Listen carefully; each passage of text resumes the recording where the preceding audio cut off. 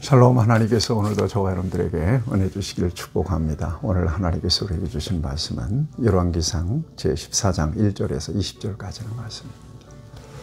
행복과 불행에 대한 말씀은 제가 앞에서 늘 누누이 드렸습니다. 그 제 마음에 가장 강력하게 심어진 행복에 대한 법칙입니다. 행복은 조건이냐? 환경이냐? 아니다. 관계다. 관계 속에서 행복은 판가름이 납니다. 관계가 깨지면 지옥과 같이 됩니다. 그 관계의 원천은 바로 하나님과의 영적 관계입니다. 한마디로 얘기하면 예수 그리스도 안에서만 하나님과의 관계가 회복되는 거니까 예수 그리스도 안에 진정한 행복이 있는 겁니다. 여러분 인간관계 해보면 알잖아요. 얼마나 변화무쌍합니까? 오늘 친밀한 관계가 내일 원수가 되어버려요. 그 관계를 신뢰하고 사람들은 인맥을 쌓고 관계를 쌓으면 행복할 줄 알아요. 아니에요. 거기에 단서가 붙어야 돼. In Christ. 예수 그리스도 안에서예요.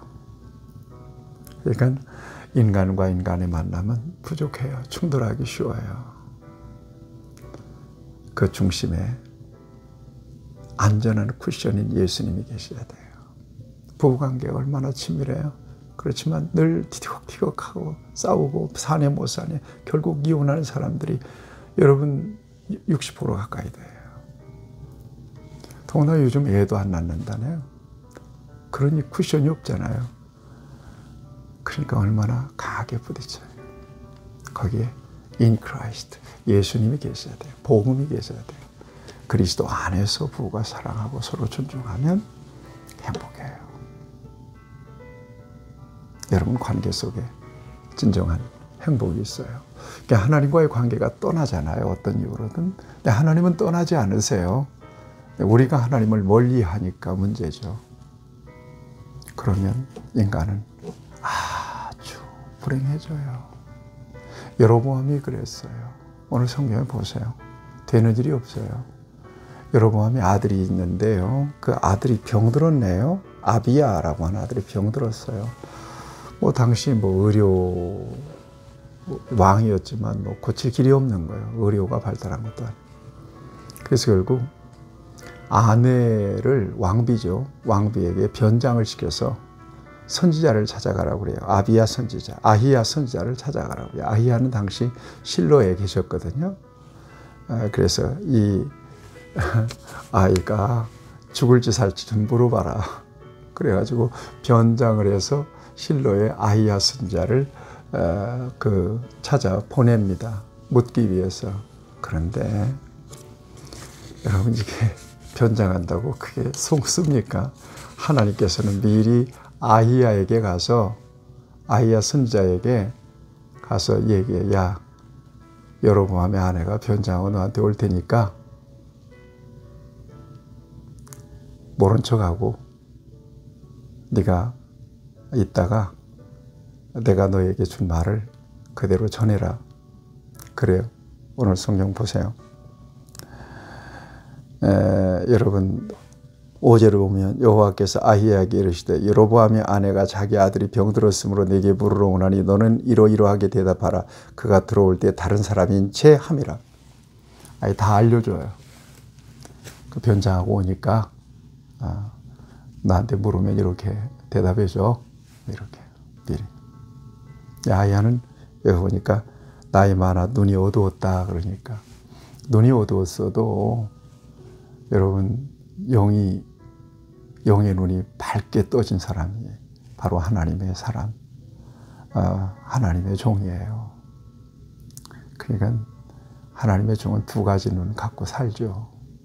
육신의 눈, 또 영적인 눈이에요. 육신의 눈은 겉모습만 보이지만 영적인 눈은 비하인드의 세계를 다 봐요.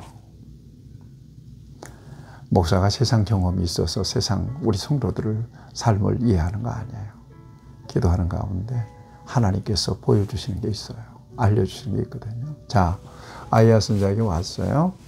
왔는데 다이렉트로 아히야 선지자가 그의 발소리를 듣고 그의 신분을 밝혀버려요. 여기 보니까 아이야가 그 발소리를 듣고 말하되 여로보암이 아내여 들어오라 그래.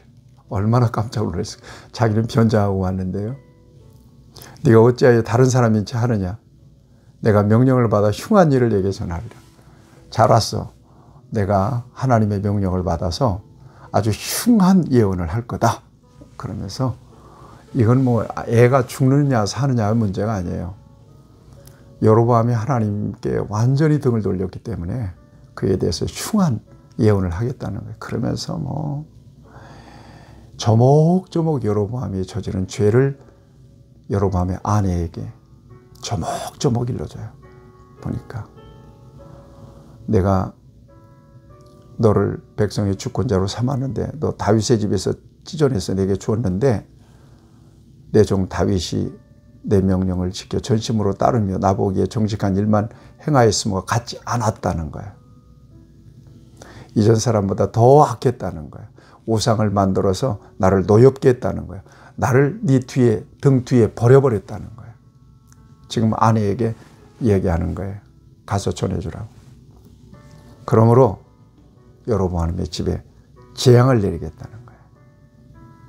그리고 뭐 그 집을 완전히 거름더미로 만들어버리고 쓸어버리겠다는 거예요. 말갛게 쓸어버리겠다는 거예요. 무시무시한 예언을 합니다. 그리고 여로보암이 속한 성읍에서 죽은 여로보암에게 속한 자가 성읍에서 죽으면 개가 먹을 거다. 들에서 죽으면 공중의 새가 먹을 거다. 잔인하고도 처절한 하나님의 그 재앙이 여로보암의 집에 떨어집니다. 그리고 너 애 때문에 왔지? 네 발이 성읍에 들어갈 때 그 애가 죽을 거야. 죽음을 선포합니다. 그래서 그 아이가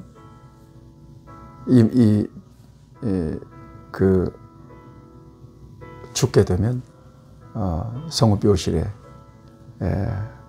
장사를 지낼 텐데 여로보암의 집 가운데서 그가 이스라엘의 하나님 여호와를 향하신 선한 뜻을 품었습니다.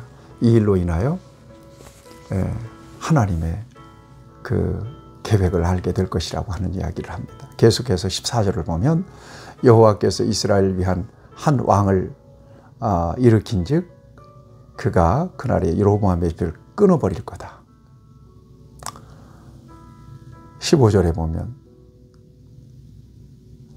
이스라엘을 쳐서 물에서 흔드는 갈대같이 되게 하고 좋은 땅에서 뽑아버릴 거다. 이런 하나님을 진노하게 했다는 거예요. 여로보암이. 그러니까 여로보암이 진노하니까 여로보암에 속한 모든 사람들이 다 이렇게 고통을 받고 자식도 이렇게 죽고요. 16절을 보면 여호와께서 여로보암의 죄로 말미암아 이스라엘을 버리시니 이는 그도 범죄하고 이스라엘로 범죄하게 하였습니다. 그랬어요. 그도 범죄하고 이스라엘을 다 죄로 물들게 해버렸다는 것입니다. 17절을 보면 그 아내가 아이야의 예언을 흉한 예언을 듣고 궁으로 돌아갔을 때 그 아이가 바로 죽습니다. 그리고 그 아이를 장례 치르죠. 자, 이 같은 역사를 여로보암이 죄의 대가, 죄에 대한 형벌로 받습니다. 그리고 20년 통치하고 여로보암이 죽습니다. 아주 비극적인 죽음을 죽는 거예요. 그리고 그 아들 나답이라고 하는 아들이 대신해서 왕이 되죠. 여러분 이스라엘의 역사를 보면 아주 어두운 역사가 계속돼요. 여로보암이 심어놓은 이 뿌려놓은 씨를 열매로 거둬요. 그 자식들이다. 그래서 여로보암의 길로 가는 사람들은 전부 다 망조가 들어요. 예, 뭐 늘 반복되지만 저와 여러분들이 어제나 오늘이나 영원토록 살아계신 우리 하나님께서 오늘도 예수 그리스도 안에서 저와 여러분들을 불러내셔서 하나님의 생명, 영생, 또 하나님의 완전한 통치가 있는 하나님의 나라를 이 땅에 살게 하셨고요. 또 이 땅 떠나면 뭐 영원한 하나님 나라가 있으니까요. 그렇게 하나님께서 관리하고 계세요. 그러니까 가장 두려워해야 되는 것은 하나님을 떠나는 거예요. 하나님께 대한 믿음이 이상해지는 거예요. 자기중심이 되는 거예요. 교만해지는 것은 그건 이미 바이러스에 걸린 거예요. 겸손하셔야 돼요. 하나님 안 하면 안 됩니다. 그렇게 마음속에 의심이 일어나잖아요. 그럼 하나님 앞에 기도하는 거예요. 사람에게서 답을 구하지 마세요. 자기가 판단하려고 하지 말고 열심히 예배 참여하세요. 믿음은 들음에서 나요. 항상 자기중심적으로 생활하는 사람들은, 신앙생활하는 사람들은 주일 낮 예배 한번 딱 드리고 끝내는 사람들이에요. 정말 안타까워요. 그러면서 이상하게 병들어요. 그러면서 이상한 소리를 해요.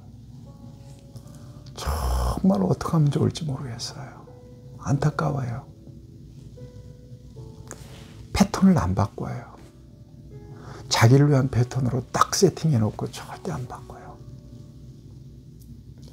주일날 온전한 주일 성수 못해요. 그 찬양 예배까지 오후 3시, 2시 찬양 예배까지 온전하게 드리고 가면 얼마나 좋아요. 야, 집에 가서 뭐 할까요? 그렇게 예배보다 급한 일이 있었을까요? 정말 안타까워요. 정말 안타까워요. 정말 안타까워요. 정말 안타까워요. 누구를 위해 종을 울려요? 누구를 위해 예배하는 거예요? 자기를 위해서 하는 거죠. 나 때문에 하는 거죠. 하나님은 안중에도 없는 거죠. 나는 정말 안타까운 대목이에요. 왜 그래요? 기꺼이 집에 가서 한 30분 정도 그렇게 하나님 앞에 못 드려요. 왜 그래요? 저는 그렇게 가르치지 않아요. 분명하게 하나님 앞에 주일 성수하세요. 온전한 11조 하세요. 왜 11조 해야 되느냐? 왜 주일 성수해야 되느냐? 우리가 하나님의 주권을 민정하기 때문에 그래요. 돈이 아니라니까요. 그 정도도 하나님 앞에 안 되면서 나는 믿음이 있습니다. 하나님 내게 주세요. 이렇게 할 수가 없다는 거예요. 그게. 어떻게 주일만 주님의 날이에요? 어떻게 10분의 1만 하나님의 것이에요? 그런 차원에서 얘기하는 거예요. 하려면 정직하게 하세요. 주일 성수도. 11조도 하려면 정직하게 하세요. 제발. 정직하게 하세요. 10원이든 100원이든. 신앙 양심에서 벗어나지 않게.